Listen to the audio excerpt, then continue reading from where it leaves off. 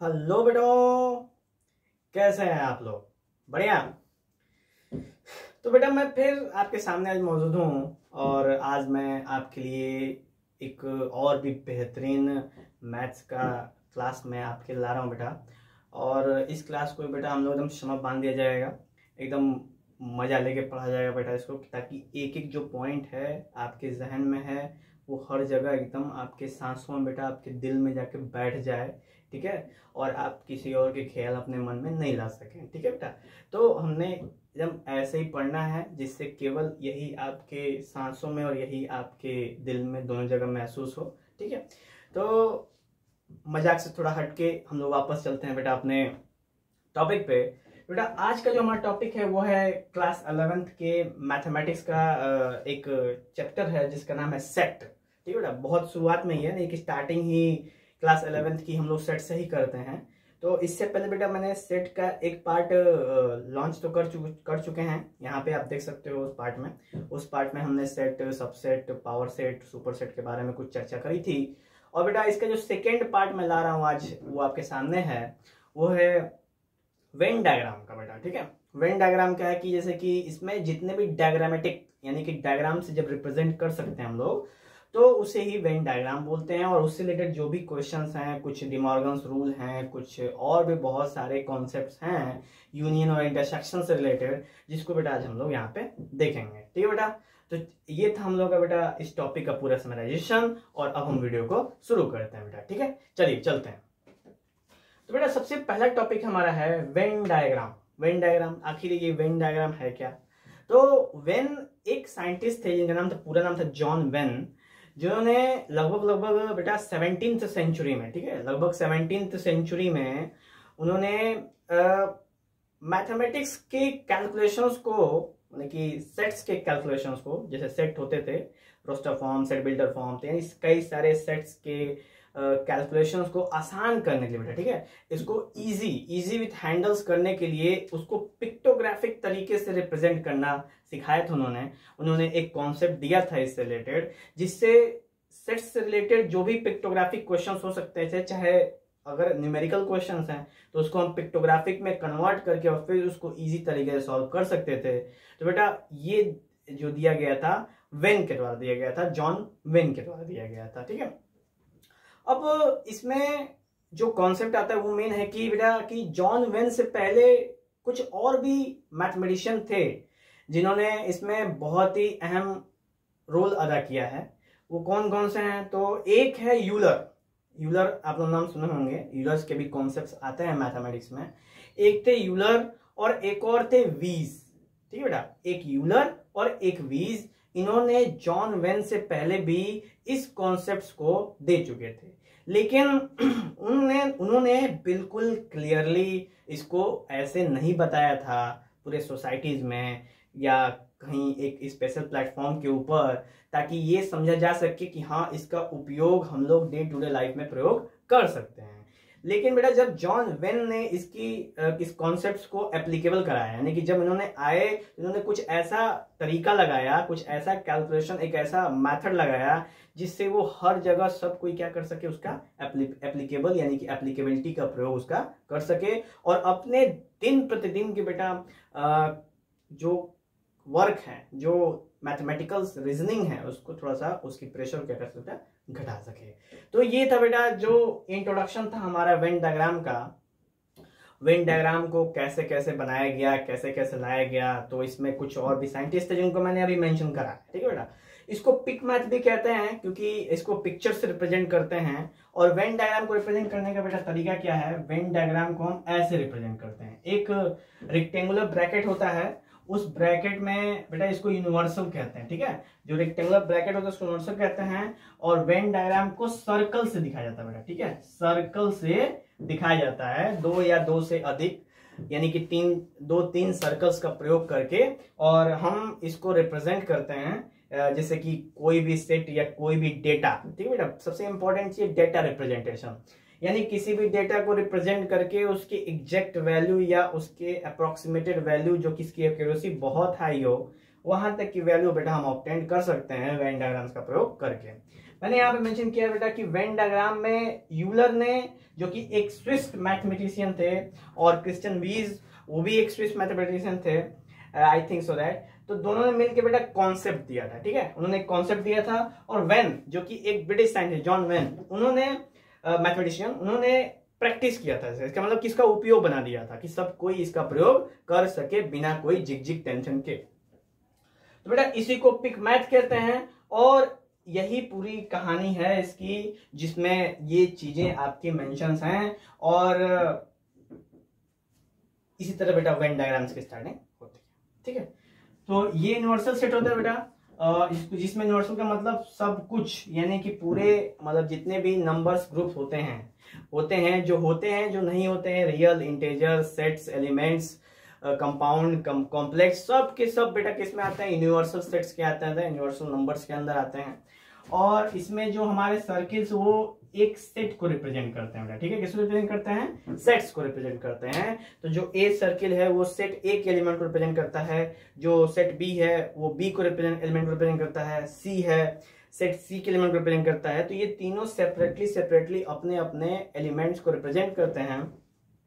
और इनका main application बेटा कंप्यूटर साइंस में प्रयोग होता है, मैथमेटिक्स में प्रयोग होता है, रीजनिंग प्रयोग होता है, लॉजिकल एप्टीट्यूड के अंदर प्रयोग होता है। बहुत जगह इसका उपयोग है, जिससे हम लोग इजीली जानना आवश्यक है बेटा, ठीक है। इसको जानना बहुत आवश्यक है। ऐसा नहीं है कि जनरली जब एक क्वेश्चन आता है कि सर हम इसको क्यों पढ़ रहे हैं, तो ऐसी बात है कि स्पेशली अगर इसकी बात करें वेन डायग्राम की, तो वेन डायग्राम का उपयोग बेटा हम अपने डे टू डे लाइफ में प्रयोग कर सकते हैं। जैसे मान के चलो कि अगर आप एजुकेशन फील्ड में नहीं है, आप अपने बिजनेस लाइन में है, अपने बिजनेस कर रहे हैं, तो उसमें भी बेटा वेन डायग्राम की बहुत बड़ी आवश्यकता होती है। आपको अगर डेटा करना होगा, डेटा एनालाइज करना होगा, कैसे पता चला कि क्या आपके बिजनेस है, जो आपका मशीन है, जो आपकी फैक्ट्री है, उसका प्रोग्रेस कैसे चल रहा है, उसका वर्कआउट कैसे चल रहा है, उसकी प्रोडक्टिविटी कैसे चल रही है, उसकी सेलिंग कैसे चल रही है, ये सब के लिए भी बेटा वेन डायग्राम की आवश्यकता हमको पड़ती है। तो हम कह सकते हैं कि वेन डायग्राम की आवश्यकता जो एजुकेशन फील्ड में है उनके लिए भी, जो नॉन एजुकेशन फील्ड में उनके लिए भी, बिजनेस के तौर पे, नॉन बिजनेस तौर पे बेटा हर एक जगह, गवर्नमेंटल, नॉन गवर्नमेंटल, हर जगह इसका प्रयोग होता है। तो बेटा ये था टोटल कॉन्सेप्ट हमारा बिल्कुल रिलेटेड टू वेन डायग्राम। अब इसको समझते हैं हम लोग। हमने पूरा फुल टू एकदम इंट्रोडक्शन दिया, बोर नहीं होना बेटा, ठीक है। मैंने सोचा कि आपको बिल्कुल एकदम दिमाग के कोने कोने में ऐसे सेट कर दिया जाए कि आपको वो चीज कभी लाइफ टाइम भूले नहीं। इस वजह से थोड़ा सा हमने टॉपिक को किसको खींच दिया था, एग्जाम्पल्स रिलेटेड हर एक चीज को, ठीक है बेटा। तो उस पर गौर नहीं करेंगे, करेंगे मतलब कि पर्सनल नहीं लेना बेटा, ठीक है। क्योंकि मैंने उसमें समझाने की कोशिश करी है ना कि बेटा कि अगर एक बार ये चीजें आपके दिमाग में बैठ गई ना, आपके जहन में बैठ गई, तो ये चीजें कभी निकलेंगी नहीं, ठीक है। और इसका फायदा आपको हमेशा होगा। जब भी आप इस तरह के क्वेश्चन आपके सामने आएंगे तो आप डरोगे नहीं, ठीक है बेटा। आप क्या करोगे, आप उसको डट के सामना करोगे, यार कुछ नहीं है, इसको तो मैं अभी सॉल्व कर दूंगा। इस टाइप का एटीट्यूड अंदर से आएगा बेटा आपके अंदर, ठीक है। इसलिए मैंने इतना भौकाल क्रिएट कर रहा था मैं इसका, ठीक है। चलो भौकाल बंद करते हैं हम लोग और वापस से आते हैं बेटा कि वेन डायग्राम्स को कैसे मतलब किस तरीके का हम लोग का रिलेशंस होता है, ठीक है। वेन डायग्राम से बहुत सारे पार्ट्स को दिखाए गए, जैसे यूनियंस के बारे में मैं बात कर रहा था, इसके लिए आप वीडियो 1 देखना बेटा, यूनियंस, इंटरसेक्शन, सबसेट, सेट्स। तो वैसे ही हम लोग देखेंगे कि वेन डायग्राम में इनका रिलेशंस कैसे रिप्रेजेंट कर सकते हैं हम लोग, कैसे इनको रिप्रेजेंट करेंगे, वेन डायग्राम से कैसे रिप्रेजेंट करेंगे। ऐसे तो दिखा दिया ए यूनियन बी लिख के, लेकिन अगर इसको वेन डायग्राम से दिखाना हो बेटा, यानी कि किसी डायग्राम से दिखाना, तो कैसे दिखाओगे, ये चीजें हम अभी यहाँ पे करके आपको दिखाते हैं। तो बेटा इसी को कहते हैं ऑपरेशन। क्या कहते हैं इसको ऑपरेशन कहते हैं, या इसको प्रॉपर्टी भी आप कह सकते हो। कुछ नियम कानून भी आएंगे जिसको हमको मानना होता है, नहीं मानेंगे तो आपकी मर्जी, ठीक है। नहीं मानेंगे बेटा तो एकदम क्वेश्चन करते में सॉल्व होते हैं। चलिए आगे बढ़ते हैं हम लोग बेटा, बात करते हैं अगर ऑपरेशंस की, ठीक है। तो ऑपरेशंस में है पहला यूनियन ऑफ सेट्स। अब ये यूनियन क्या होता है, तो यूनियन का मतलब होता है कि मान के चलो बेटा कोई ए सेट है जिसमें 1 2 3 4 एलिमेंट है, कोई बी सेट है जिसमें 2 6 8 एलिमेंट है, ये है 3 एलिमेंट, ऊपर 4 नीचे 3। और अभी आपसे बोले कि इन दोनों सेट का आप यूनियन निकालो, तो यूनियन कैसे निकालते थे हम लोग, A union B is equal to 1 2 3 4 6 8। तो बेटा ये दोनों को कंबाइन कर देते हैं, इसको यूनियन कहते हैं, ठीक है। तो इसको तो ऐसे रिप्रेजेंट कर सकते हो आप न्यूमेरिकल तरीके से, लेकिन अगर आपको ग्राफ से मतलब डायग्राम से प्रिंट करना हो तो जनरली आप देख सकते हो बेटा, जब सबसे पहले हम एक रेक्टेंगुलर ब्रैकेट बनाते हैं जो यूनिवर्सल सर्कल रिप्रेजेंट करता है, फिर हम इसमें दो सर्कल बनाते हैं जो एक दूसरे को इंटरसेक्ट करता है 2 पॉइंट पे। उसके बाद ए वाले सर्कल को सेट ए मानते हैं और बी वाले सर्कल को सेट बी मानते हैं। और जब भी इसको यूनियन लगाते हैं तो यूनियन में क्या करते हैं हम, यूनियन में दोनों को आपस में कंबाइन कर सकते करते हैं और एक नंबर दोबारा रिपीट नहीं होता है। यानी कि अगर एक एलिमेंट आ गया है, जैसे 2 यहाँ पे 2 बार दिख रहा है आपको, लेकिन 2 बार लिखेंगे नहीं, हम मानते हैं कि हाँ 2 बार है, लेकिन हम उसको लिखते नहीं है, हम उसको काउंट एक ही बार करते हैं। यानी कि अगर कोई भी एलिमेंट बेटा रिपीट हो रहा है तो उसको काउंट हम कितनी बार करेंगे, बस एक बार ही करेंगे। तो यहाँ पे जब ये ए ये बी और इसका यूनियन निकालेंगे तो क्या आएगा, ये पूरा आ जाता है बेटा, ठीक है। ये पूरा आपका क्या जाता है, ए यूनियन बी। तो इसको कहते हैं हम लोग वेन डायग्राम का रिप्रेजेंटेशन। और ये है बेटा पहला Venn diagram union of sets का। यानी कि जब भी 2 सेट्स का यूनियन निकालेंगे तो हम उस पूरे को क्या कर देंगे बेटा, शेड कर देंगे, और वो पूरा शेडेड रीजन हमको बताएगा कि ए यूनियन बी का असली महत्व, असली वैल्यू क्या है, हमें फिगर से साफ साफ दिख जाएगा, ठीक है बेटा। चलो उसके बाद अगर यूनियन हो गया है तो इंटरसेक्शन बात करते हैं हम लोग। इंटरसेक्शन पे देख लेते हैं। तो इंटरसेक्शन में गौर करेंगे बेटा ना, तो ए इंटरसेक्शन बी, और इंटरसेक्शन का मतलब होता है बेटा कॉमन, ठीक है। इंटरसेक्शन का मतलब क्या होता है, कॉमन होता है। तो दोनों सेट में क्या कॉमन है, बस एक एलिमेंट कॉमन है, जिसका नाम क्या है बेटा, 2। तो A intersection B is equal to 2। तो इसका वेन डायग्राम कैसे बनेगा, तो सबसे पहले वही आप एक यूनिवर्सल सेट बना देंगे, फिर उसके बाद 2 ब्रैकेट बना देंगे, 2 सर्कल, एक को ए एक को बी, और बेटा जो कॉमन है हम उसको पार्ट करते हैं। तो बस इन दोनों सर्कल में क्या कॉमन है, तो गौर करो, इन दोनों सर्कल में ये बस कॉमन है। यानी वही सर्कल का पार्ट उस वाले ए का वो पार्ट बी में भी है और बी का वो पार्ट ए में भी है। यानी ए बी का एक ऐसा रीजन है जो दोनों में क्या मिल रहा है बेटा, कॉमन मिल रहा है, ठीक है। तो ये हो गया हमारा ए और बी, और इसमें वैल्यू कितनी हो बेटा, 2। यानी कि इसका मतलब इसके अंदर क्या लाई करेगा, 2 लाई करता होगा। तो बाकी सब कैसे लाई करते हैं बेटा, तो 1 3 4 इधर लाई करेंगे और 6 8 यहां लाई करेगा, और 2 ऐसे जगह में लाई करेगा जिसमें ए भी कंबाइन हो जाए और बी भी कंबाइन हो जाए बेटा, दोनों के दोनों कंबाइन हो जाए आपस में, ठीक है। तो ये था बेटा हमारा दूसरा कॉन्सेप्ट यूनियन के बाद इंटरसेक्शन का। अगर कोई डाउट है बेटा तो बताएंगे, कोई इश्यू नहीं है, हम उसको गौर से फिर से उसको कवर किया जाएगा, ठीक है बेटा। तो आगे बढ़ते हैं हम लोग। आगे में हमने 2 पॉइंट तो कर दिया बेटा, मतलब कि आपका यूनियन कर दिया और इंटरसेक्शन कर दिया। अब डिसजॉइंट की बात कर लेते हैं। डिसजॉइंट का मतलब बेटा, मान के चलो कि इसमें से 2 हटा दो और इसमें रहने दो, इसी तरीके से, ठीक है। तो अभी देखेंगे डिसजॉइंट का मतलब क्या होता है, कि जब हम किन्हीं 2 सेट में इंटरसेक्शन निकालें, ठीक है, 2 सेट में इंटरसेक्शन निकालें और दोनों सेट में कोई भी नंबर कॉमन ना हो। जब ऐसा होता है, यानी कि 2 सेट में जब कोई भी नंबर कॉमन नहीं होता है, तो उस केस में क्या आता है बेटा, उस केस में फाई आ जाता है। और फाई का मतलब होता है नल। नल माने एम्प्टी, क्या बोलते हैं बेटा, एम्प्टी, यानी कि एक भी नंबर नहीं है, यानी कि कोई एलिमेंट नहीं है। तो इस तरह के सेट्स को बोलते हैं बेटा हम लोग डिसजॉइंट सेट। क्या बोलते हैं बेटा, डिसजॉइंट सेट बोलते हैं। ओके क्लियर, कोई डाउट नहीं, कोई डाउट नहीं हो जाए, ठीक है बेटा। इस तरह से क्या बोलते हैं हम लोग, डिसजॉइंट सेट। चलिए आगे बढ़ा जाए। आगे बढ़ते हैं हम लोग डिफरेंस ऑफ सेट्स में। तो अभी आप कहोगे sir A intersection B is equal to 5 का तो आपने डायग्राम बनाया नहीं। तो बेटा इसमें क्या है ना, कि इसमें हम क्या करेंगे कि इसमें कोई भी कॉमन नहीं है। कॉमन करने का मतलब क्या है, कि जैसे हमने एक डायग्राम बना दिया ये, और हमने एक डायग्राम बना दिया ये, ठीक है बेटा। देख रहे ना, दोनों क्या है, अलग अलग है। ए अपने रास्ते, बी अपने रास्ते, और इन दोनों में क्या कॉमन, बताओ, कुछ भी बताओ क्या कॉमन है इन दोनों के बीच में बेटा। इन दोनों के बीच में कुछ कॉमन है, साफ साफ दिख रहा है। कॉमन होता तो क्या बनता, एक सर्कल दूसरे सर्कल क्या करता है, कट कर देता। लेकिन यहाँ पे बेटा कट नहीं कर रहा है, इसका मतलब यहाँ पे कॉमन नहीं है। इस वजह से इस तरह के सेट को क्या बोलते हैं बेटा, डिसजॉइंट सेट बोलते हैं। क्लियर, क्या बोलते हैं इसको, डिसजॉइंट सेट बोलते हैं। तो ये हो गया बेटा हमारा, इसका भी फिगर क्लियर हो गया। अब हम लोग बात करेंगे बेटा difference of a set. Difference of a sets क्या होते हैं बेटा, ठीक है, लाइन से कवर करेंगे। तो ए के वो एलिमेंट, ठीक है, ए के वो एलिमेंट जो बी में मौजूद नहीं है, ठीक है बेटा, ए के वो एलिमेंट जो बी में मौजूद नहीं है उनको बोलते हैं हम लोग ए माइनस बी, या उसको बोलते हैं बेटा डिफरेंस ऑफ अ सेट बोलते हैं, ठीक है। तो सबसे पहले हमने एक तो ग्राफ बना लेना है, वेन डायग्राम बनाना है, ये ऐसे, इसको ऐसे। अब एक चीज गौर करो बेटा, 1 2 3 4 यानी कि 1 3 4, ठीक है, और बीच में क्या हो जाएगा 2, और इधर क्या हो जाएगा 6 और 8। तो गौर करेंगे बेटा, ए माइनस बी का मतलब क्या, ए के वो एलिमेंट जो बी में मौजूद नहीं है, ठीक है।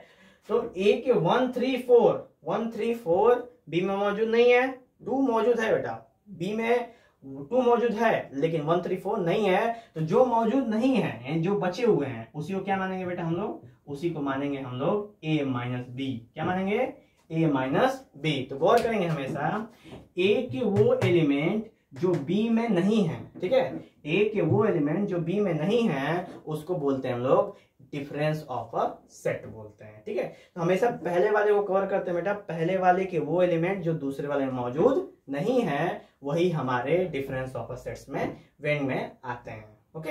अब ये तो हो गया पहला वाला केस। अब यही सोचो बेटा, उल्टा कर दो, ठीक है, बी माइनस ए कर दो, तो बी माइनस ए करोगे जब बेटा, तो उस केस में क्या हो जाएगा, उस केस में आपका ये है ए, ये है बी, ये है ए, ये है बी, और हमको बी माइनस ए पूछा, यानी बी के वो एलिमेंट जो ए में मौजूद नहीं है। इसका मतलब बेटा ये वाला पार्ट सफा सफा पर चल रहा है, ठीक है। तो ये था बेटा दो कॉन्सेप्ट हमारा डिफरेंस ऑफ अ सेट में, ठीक है। यानी बी के वो एलिमेंट, बी के कौन से एलिमेंट, बी के 6 और 8, यानी 6 और 8 ए में मौजूद नहीं है, इसलिए हमारा जो डिफरेंस होगा वो कौन सा होगा बेटा, सेट बी होगा। आपके सामने दिख रहा है, ये है हमारा डिफरेंस ऑफ अ सेट्स का वेन डायग्राम, ओके। चलिए तो बेटा अब इसके बाद हम लोग आगे बढ़ते हैं symmetric difference of a sets. बेटा ये मैं बता रहा हूं ना, ये सारा का सारा ऑपरेशन है। ऑपरेशन का मतलब ये है ना कि जब आप क्वेश्चन सॉल्व करोगे एनसीईआरटी के चाहे साइड बुक्स के, तो आपके सामने इस तरह की प्रॉपर्टीज का प्रयोग करने को आएगा, फिर आप दिक्कत में पड़ जाओगे। तो इसलिए मैंने सोचा बेटा कि सबसे पहले आपको बता दूं ताकि आप हमेशा अंदर से कॉन्फिडेंस महसूस करो कि कुछ भी आ जाए देख लिया जाएगा, ठीक है। चलो अब बात करते हैं बेटा symmetric difference of a set. Symmetric difference क्या होता है बेटा, वो भी देख लेते हैं हम लोग। सिमेट्रिक डिफरेंस देखेंगे बेटा, तो सिमेट्रिक डिफरेंस क्या होता है, A del B is equal to A minus B union B minus A. अब देखो बेटा ये सिमेट्रिक डिफरेंस है, इसका मतलब क्या कि अगर हम इसको सॉल्व कर दे तो हमको पता चल जाए कि सिमेट्रिक डिफरेंस क्या है।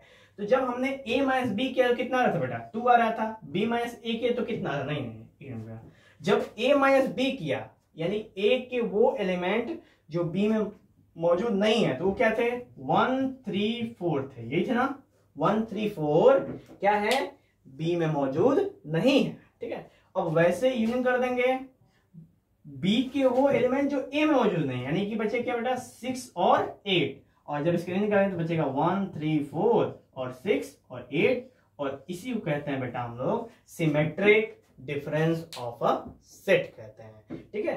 तो ये वाला भी दिमाग में आप रखेंगे। इसका वेन डायग्राम कैसे बनता है बेटा, इसका वेन डायग्राम आप देख सकते हो, ये एक वाले केस में बेटा ये हो जाएगा जब a माइनस बी होगा, ठीक है, और जब b माइनस ए होगा तो ये वाला हो जाएगा। तो जब ये बचेगा तो क्या हो जाएगा, तो ये हो जाएगा a डेल b। ये कॉन्सेप्ट बेटा आपके सामने आता है, ओके। कोई दिक्कत कोई परेशानी नहीं होनी चाहिए, ठीक है बेटा। हाँ, अब कोई भी दिक्कत होगी हम हैं तो क्या गम है। चलिए उसके बाद बात करेंगे बेटा हम लोग complement of a set. Complement of a set देख लेते हैं बेटा हम लोग। सबसे पहले इसको हटा दें, फिर हम कॉम्प्लीमेंट ऑफ अ सेट्स देखेंगे। तो बेटा कॉम्प्लीमेंट ऑफ अ सेट क्या होता है, तो कॉम्प्लीमेंट ऑफ अ सेट है कि मान के चलो कि हमारे पास एक यूनिवर्सल सेट है बेटा, जिसको हम यू से दिखाते हैं, ठीक है, और उसमें एक सेट है जिसका नाम है ए, ठीक है, और आपसे बोला है ए डैश, यानी कॉम्प्लीमेंट का मतलब क्या होता है बेटा, ए का डैश। और ए का जब भी किसी सेट का डैश लगता है ना बेटा, तो ये बताता है कि आपको उस सेट को छोड़ के बाकी सब कुछ लेना है, ठीक है, दिमाग में रखना बेटा। जब भी किसी सेट का डैश होता है तो बोलता है ना कि आपको उस सेट को छोड़ के सब कुछ ले लेना है। जैसे जैसे आपको सामने क्या कहते हैं कि 100 गेंदे हैं, ठीक है बेटा, 100 गेंदे हैं, उसमें उसमें अलग अलग तरह कलर की गेंदें हैं बहुत सारी। अब बोला गया कि आपको रेड डैश लेना है। क्या लेना है बेटा? Red dash. जब रेड डैश आ जाता है इसका मतलब लाल कलर को छोड़ दो, लाल कलर को छोड़ के जितनी भी गेंदें हैं सब उठा लो। इसको बोलते हैं बेटा कॉम्प्लीमेंट ऑफ अ सेट बोलते हैं। क्या बोलते हैं? Complement of a set.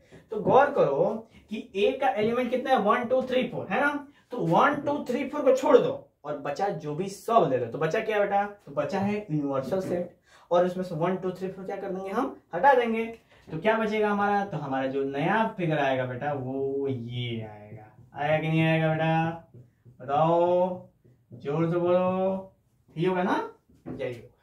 तो ये है बेटा वेन डायग्राम, जिसमें आप देख सकते हो कि ये 1 2 3 4 को छोड़ दिया हमने, और बाकी पूरा जो यूनिवर्सल सेट है वो यूनिवर्सल है, वो सब हमने क्या कर लिया बेटा? ले लिया है। इसी को बोलते हैं हम लोग कॉम्प्लीमेंट ऑफ अ सेट बोलते हैं। ठीक बेटा, आप किसी का भी कर सकते हो, कोई इशू नहीं है। A B C D E F जॉन मन के तोन सेट का आप कॉम्प्लीमेंट निकाल सकते हैं। चलिए आगे बढ़ा जाए बेटा।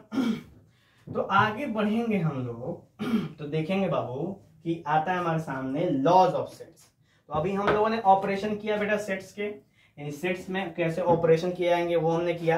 अब हम लोग कुछ नियम देखेंगे सेट्स के, जिनका प्रयोग करके आप कुछ ना कुछ प्रॉपर्टीज का ला सकते हैं।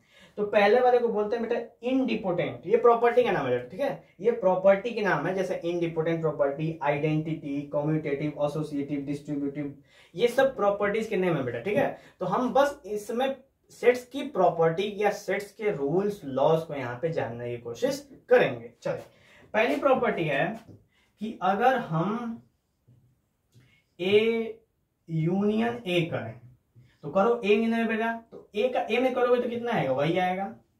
आ गया, ठीक। अब ए इंटरसेक्शन ए करें, तो ए इंटरसेक्शन ए करोगे बेटा तो यही आ जाएगा, क्योंकि सबका सब कॉमन है। आ गया। और इज इक्वल टू ए, क्या इसकी वैल्यू ए के बराबर है बेटा? हाँ, ये तो बराबर हो गया, तो बराबर हो गई।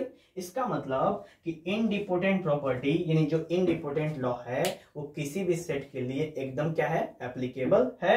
आपके सामने हमने यहाँ पे वेरीफाई करके दिखा दिया। ठीक है, इसीलिए बेटा मैंने एग्जांपल लिया ना, क्योंकि आपको हर एक प्रॉपर्टी अगर वेरीफाई करके दिखा दिया जाएगा तो आप निश्चिंत रहोगे। आप गर्दा कर जाओ, वहां पे ना गर्दा कर दोगे। ठीक है बेटा, हाँ आराम से बेटा, आराम से, ठीक है ना। ज्यादा गर्दा हो जाएगा, धूल आंखों में पड़ जाएगी, फिर दिक्कत होगा।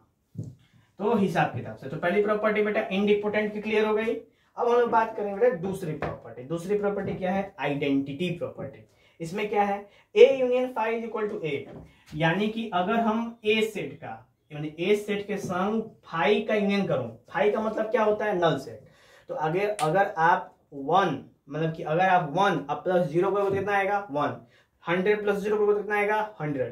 1000 प्लस 0 करोगे कितना आएगा? 1000। यानी कि 0 का कोई महत्व है क्या? नहीं है। यानी कि अगर 100 में तुम 0 जोड़ोगे तो कितना आएगा? 100 आएगा। यानी ए में जब 0 जोड़ो तो कितना आ जाएगा? ए आ जाएगा। सफा सफा दिख रहा है। A union phi is equal to A, सफा सफा क्लियर।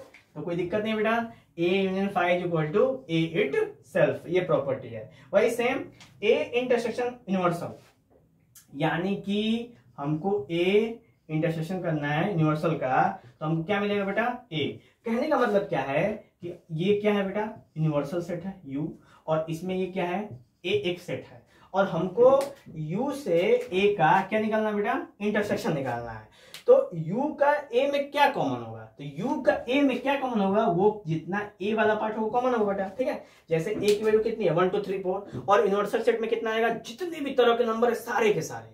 तो क्या उन सारे नंबर में 1 2 3 4 आता होगा? एकदम आता होगा भाई, काहे नहीं आएगा? यूनिवर्सल सेट कौन नाम का है जब उसमें आइबे नहीं करेगा। तो इसका मतलब कि जो 1 2 3 4 है वही हमारा यूनिवर्सल सेट में क्या हो जाएगा? कॉमन हो जाएगा। यानी वहीं से हमारा हो जाएगा इंटरसेक्शन, और A intersection universal set is equal to A itself. इसी को कहते हैं बेटा आइडेंटिटी प्रॉपर्टी नंबर 2।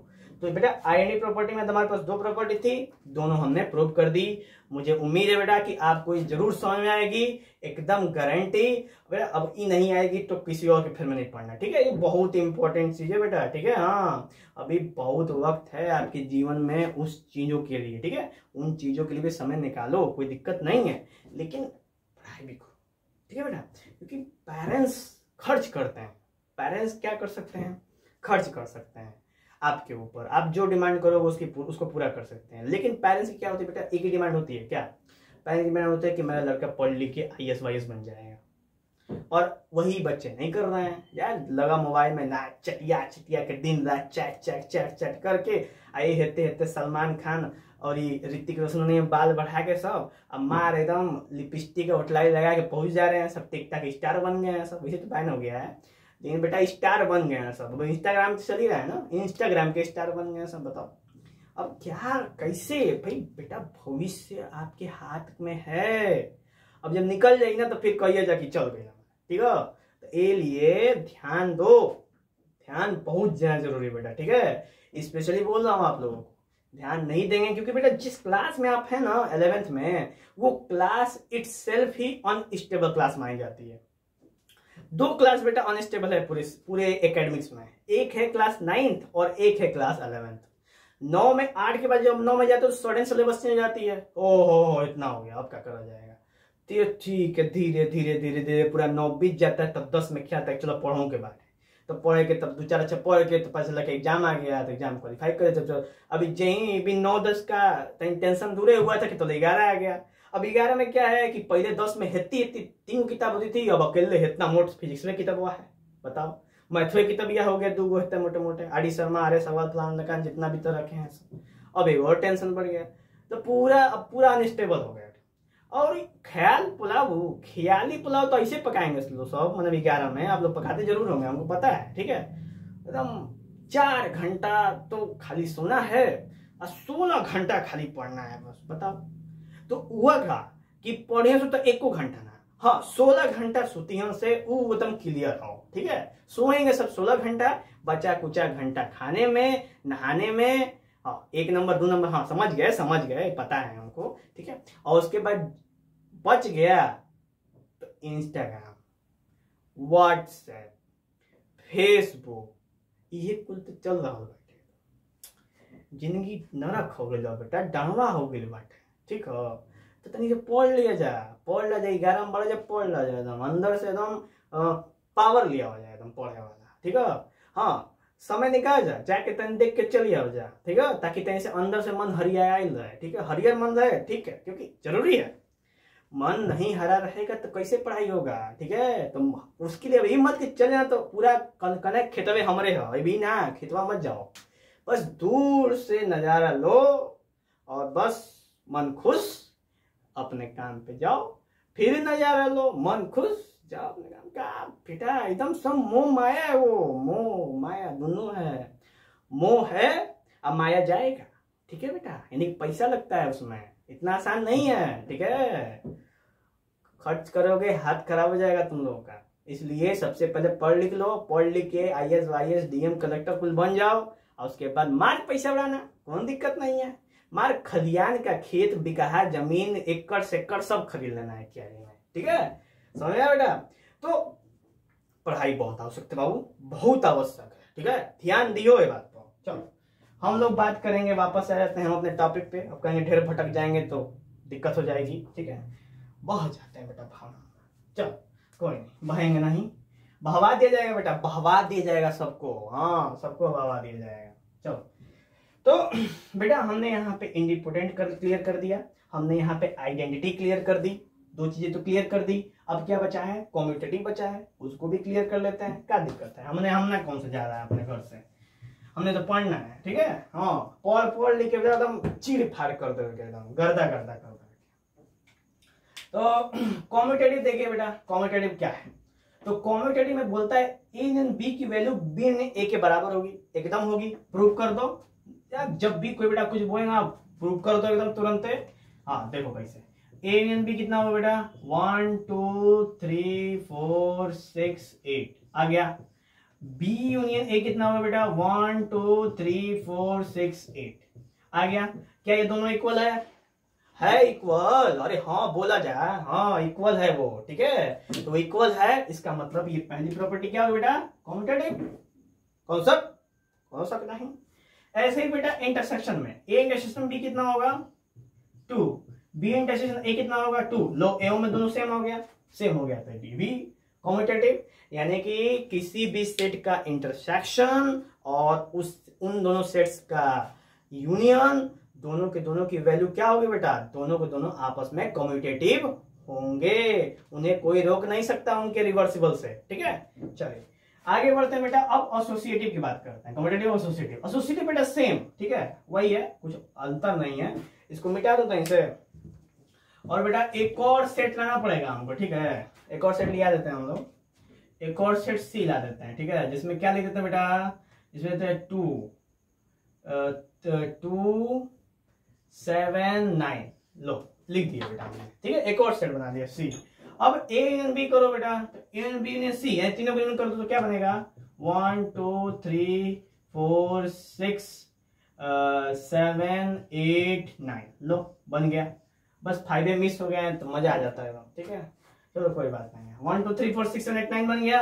अब A union B union C करो, हेनी ब्रैकेट चेंज करके क्या फर्क पड़ला, ये तो आई बिना कहले, कौन दिक्कत कौन है। इसका मतलब बेटा ये एसोसिएटिव पे है। और इंटरसेक्शन भी जब करेंगे ना बेटा, तो ए पहले बी इंटरसेक्शन सी कीजिए 2 आया, 2 आ गया, और फिर ए के संग कीजिए 2 आ जाएगा, फिर ए के संग ए बी के संग कीजिए 2 आ जाएगा, फिर सी के संग कीजिए 2 आ जाएगा, लो यो बराबर हो गया। यानी बेटा एसोसिएटिव भी, ठीक है, एसोसिएटिव भी इंटरसेक्शन के रेसिप्रोकल्स या इनवर्स और यूनियन के रेसिप्रोकल इनवर्स दोनों की प्रॉपर्टी क्या करती है बेटा, एग्जिस्ट करती है, कोई नहीं रोक सकता बेटा, ठीक है। करती है तो है। चलो उसके बाद बात करते हैं बेटा, दोनों हो गया कम्यूटेटिव एसोसिएटिव। अब डिस्ट्रीब्यूटिव देख लो, तो A union B intersection C is equal to A union B intersection A union C. तो बेटा डिस्ट्रीब्यूटिव हो दोनों प्रॉपर्टी, यूनियन का कर लो चाहे इंटरसेक्शन में कर लो, दोनों के केस में डिस्ट्रीब्यूटिव लॉ भी फॉलो करेगा। लेकिन बशर्ते होता क्या ना बेटा कि आप लोग की क्लास में, आप लोग के लेवल पे हर एक चीजें याद नहीं कर पाते आप लोग, ठीक है। तो अगर याद नहीं कर पा रहे हैं तो कोई ज्यादा इश्यू नहीं है, यहाँ पे कोई कंपटीशन नहीं हो रहा है कि बहुत छोड़ देने के बाद। ये एकेडमिक्स है, एकदम इजी पढ़ना है, जितना भी पढ़ना है एकदम सॉलिड पढ़ना है, ठीक है बेटा। हाँ जितना भी पढ़ना है सॉलिड पढ़ना है, और एक बार जो कॉन्सेप्ट दिमाग में छप गया उसको मिटने नहीं देना है, एकदम फेविकोल से चिपकाना है, ठीक है बेटा। हाँ कुछ और नहीं, खाली इसकी बात कर रहा हूं मैं, कुछ और मत समझ लेना तुम लोग, बहुत तेज हो तुम लोग। हाँ चलो आगे बढ़ा जाए। तो आगे बेटा है डी मॉर्गन्स का लॉ, देख लेते हैं डी मॉर्गन्स का लॉ क्या है। हटा दिया जाए इसको, हटा दिया जाए, कोई दिक्कत नहीं है। और बेटा इन सबको नोट कर लेना, ठीक है, पॉज करना, नोट कर लेना, ठीक है। नोट नहीं करोगे बहुत दिक्कत होगी, ये बात जान लेना। हाँ अब फिर आने में दोस्त हमारा दोस्त ना रहेगा, क्योंकि इस प्रॉपर्टी की जरूरत आपको पड़ेगी और मैं इसको मिटाते जा रहा हूँ, ठीक है। थोड़ा जगह का प्रॉब्लम हो रहा है और बता तो हम दिए ही हैं आप लोगों को, तो इसको मिटा देता हूं मैं, कोई दिक्कत ना है। चलो कोई बात नहीं है। तो देखो बेटा ए यूनियन बी का डैश, ए डैश इंटरसेक्शन बी डैश क्या होता है, बराबर होता है, यानी कॉम्प्लीमेंट की बात है बेटा, ठीक है। तो मान के चलो कि ए यूनियन बी का कॉम्प्लीमेंट क्या होगा बेटा। अब वेन डायग्राम से थोड़ा सीखा जाए, मजा ले जाए वेन डायग्राम से। मान के चलो बेटा ये है आपका, ये है ए और ये है बी, और इसका यूनियन क्या होगा बेटा, इसका यूनियन ये पूरा हो जाएगा, ठीक है। और इसका डैश क्या होगा, सोचो इसका डैश क्या होगा, ए यूनियन बी का डैश क्या होगा बेटा। तो ए यूनियन बी का जो कॉम्प्लीमेंट होगा वो हमारा ये वाला होगा, सफा सफा चल रहा है यही वाला होगा, और कुछ तो है नहीं होने के लिए। यानी क्लियर हो गया कि हमने जो बचा है, यानी इसको छोड़ के जो बचा है वही हमारा क्या है, नहीं समझे, वही हमारा क्या है, वही हमारा यूनिवर्सल सेट है। यानी यूनिवर्सल सेट में जैसे नहीं बता मैंने कि एक टेबल पे अगर 100 गेंदें रखी हुई हैं और हमने बोला रेड का डैश निकालो, ठीक है। तो रेड का डैश का मतलब क्या, रेड को छोड़ दो और बाकी जितने भी गेंदें बची हैं सब का सब क्या कर लो, निकाल दो।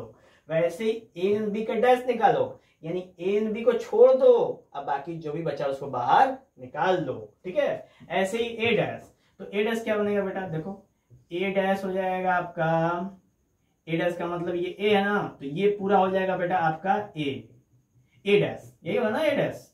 अब जैसे ए यूनियन बी ये है, तो ये क्या होगा, ए यूनियन बी का डैश बनेगा। ठीक, अब ए ये है तो ए डैश क्या बनेगा, यही बनेगा। ठीक, उसके बाद बी ले लो, बी क्या हो जाएगा बेटा, बी अगर ये है तो बी डैश क्या बनेगा, ये बनेगा। अब दोनों का इंटरसेक्शन करोगे तो आपके सामने क्या मिल जाएगा, ये जो आपके आइड साइड में ए और बी को छोड़ के जितना भी पार्ट बचा है वो सब का सब क्या है, वही तो सेट है। यानी ये हमको मिल गया ए डैश इंटरसेक्शन बी डैश। अब गौर करो बेटा, ये जो साइड वाला है वो सब क्या है, इन बी का डैश, और ये साइड वाला क्या है, मतलब सर्किल को छोड़ के ए डैश इंटरसेक्शन बी डैश। इसका मतलब दोनों आपस में क्या है बेटा, इक्वल हैं, और hence it's prove D Morgan's law.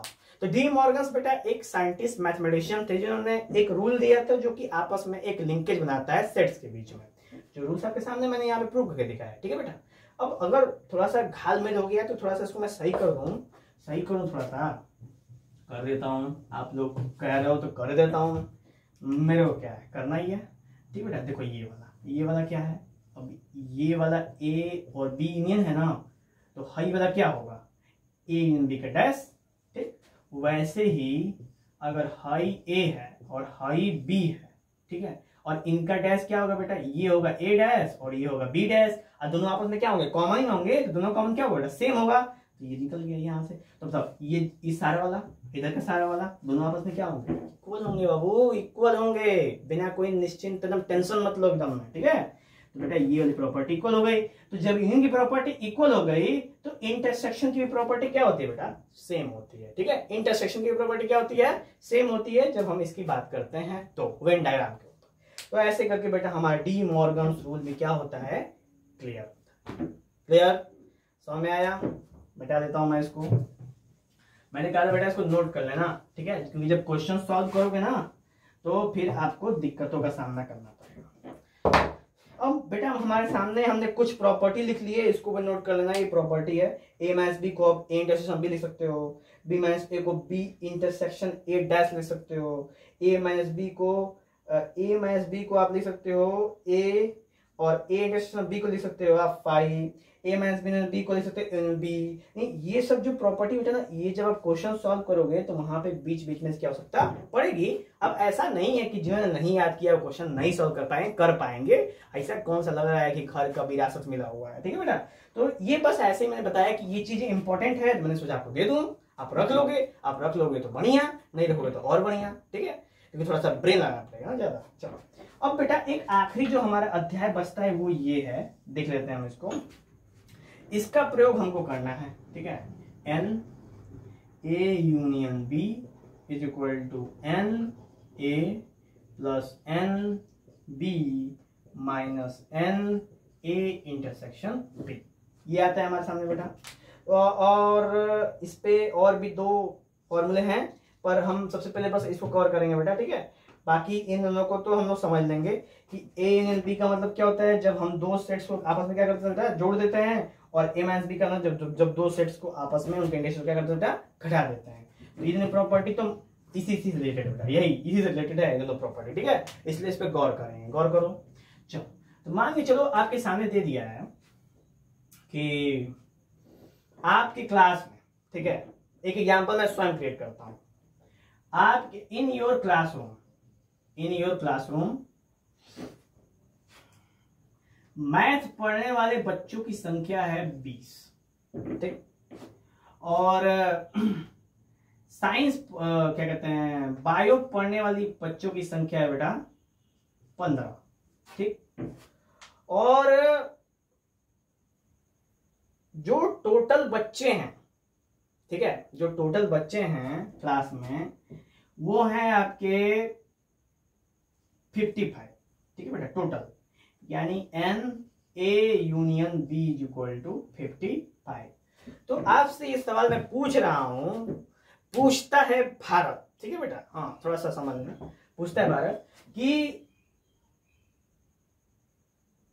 Total कितने बच्चे होंगे जो ये दोनों सब्जेक्ट लेके पढ़ रहा है, यानी मैथ भी लेके पढ़ रहे हैं और बायोलॉजी लेके पढ़ रहा है। सॉल्व करते हैं हम लोग, खुद ही पता चल जाएगा। तो रख दो, यहाँ पे क्या हो जाएगा बेटा 55, यहाँ पे 20, यहाँ पे 15 और यहाँ पे n A intersection B. 55 minus 35 is equal to minus n A intersection B, यानी बेटा आ गए 35 और 20, यानी 20 बच्चे ऐसे हैं बेटा जो मैथ भी लेके पढ़ रहे हैं और बायो भी लेके पढ़ रहे हैं। अब देखा जाए, इसको डायग्राम बना के देखा जाए। तो डायग्राम जब बनाएंगे बेटा देखेंगे, ऐसे डायग्राम बनाए थे हम लोग। चलो अब डायग्राम में एक सेट ये है, एक सेट ये है। अब ये वाले हैं बेटा मैथ वाले और ये वाले हैं आपके बायो वाले। 20 बच्चे ऐसे हैं जो दोनों पढ़ रहे हैं, तो 20 बच्चे आपके दोनों पढ़ रहे हैं।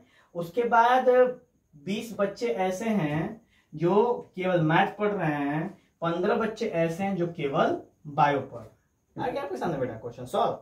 तो टोटल बच्चे देखो 20 20 40 और 10 50 55, लो 55 बच्चे टोटल 55, ठीक। और मैथ पढ़ने वाले खाली 20 बच्चे, खाली बायो पढ़ने वाले 15 बच्चे और दोनों पढ़ने वाले 20 बच्चे। क्लियर हो बेटा? तो ये था तरीका कि हम इस तरह के फॉर्मूले को दिमाग में रखें और इन्हीं से वेन डायग्राम को भी आपस में क्या कर दें बेटा, को रिलेट कर दें। ठीक है, तो इस तरह से आपके सामने बेटा क्वेश्चंस आपके पेपर में आएंगे। वैसे आपके बुक में बहुत सारे एनसीईआरटी में क्वेश्चन दिए हैं कि जस्ट सपोज कि इन अ कम्युनिटी, एक क्वेश्चन मैं बोल दे रहा हूं, ठीक है बेटा। इन अ कम्युनिटी, एग्जांपल है, इन अ कम्युनिटी मान के चलिए आपके सोसाइटी में टोटल, आपकी सोसाइटी में 20 लोग हैं जो हिंदी के अखबार पढ़ते हैं, 15 लोग हैं जो मराठी के अखबार पढ़ते हैं और 17 लोग हैं जो इंग्लिश के अखबार पढ़ते हैं। ठीक, अब ये बेटा 3 सेट हो गए, ए बी सी आ गया, 3 सेट आ गए। अब 10 लोग ऐसे हैं जो हिंदी के भी अखबार पढ़ लेते हैं और मराठी के भी अखबार पढ़ लेते हैं, इन दोनों पढ़ लेते हैं। ठीक है, यानी कॉमन है। ठीक है, 12 ऐसे हैं जो मराठी पढ़ लेते हैं और इंग्लिश भी पढ़ लेते हैं और 6 ऐसे हैं जो इंग्लिश भी पढ़ लेते हैं और हिंदी भी पढ़ लेते हैं। ठीक है बेटा, गौर करना है इसको, क्योंकि यही रिलेशन यहाँ पे तैयार होता है, यहीं से ये रिलेशन तैयार होता है। तो अभी देखो बेटा, जब 2 सेट की बात किए तो हम एन ए और एन बी ले रहे थे। अब सोचो जब हम 3 सेट की बात किए तो कैसे लेंगे, देखो यहीं पे गौर करो। जब 3 सेट की बात करते हैं ना, तो हम यहाँ पे लेते हैं बेटा n A union B union C, n A plus n B plus n C, ठीक है, minus n A intersection B minus n B intersection C minus n C intersection A plus n A intersection B intersection C. ये formula यहां से निकल के आता है, यानी कि एक टोटल सोसाइटी में टोटल हिंदी के बाद पढ़ने वाले इतने हैं, इंग्लिश के मराठी के बाद ये वाले हैं और इंग्लिश के बाद ये वाले हैं। ये जो हैं वो हिंदी और मराठी पढ़ते हैं, ये जो हैं वो मराठी इंग्लिश पढ़ते हैं और ये हैं जो इंग्लिश और हिंदी पढ़ सकते हैं। और ये कुछ ऐसे लोग हैं जो हिंदी, इंग्लिश और मराठी तीनों पढ़ सकते हैं। तो बताइए कि उस सोसाइटी में टोटल कितने लोग हैं। तो बेटा ये है आपके सामने रिलेशन में जैसा जैसा आपको डेटा दिया हुआ है, ये एनसीईआरटी में दिया हुआ है, जैसे जैसे डेटा दिया हुआ है वैसा वैसा फीड करिए और क्वेश्चन को सॉल्व करिए, कोई दिक्कत नहीं बेटा। और कोई भी अगर इश्यू होती है आपको इसके न्यूमेरिकल से, तो आप कमेंट बॉक्स में आप मेंशन कीजिए बेटा, उसमें लिंक है हमारे व्हाट्सएप ग्रुप का, आप व्हाट्सएप ग्रुप को ज्वाइन कीजिए और वहां पे अपना क्वेश्चन सेंड कीजिए, हम आपको वहीं पे सोल्यूशन दे दिया करेंगे बेटा। ठीक है, चलते हैं बेटा। आप हम लोग का ये चैप्टर जो होता है वो मैथमेटिक्स का सेट 2 होता है समाप्त। अब हम लोग मिलेंगे बेटा कुछ और इंटरेस्टिंग चीजों के साथ, तो पढ़ते रहे बेटा और आगे बढ़ते रहे। चलते हैं बेटा, जय हिंद।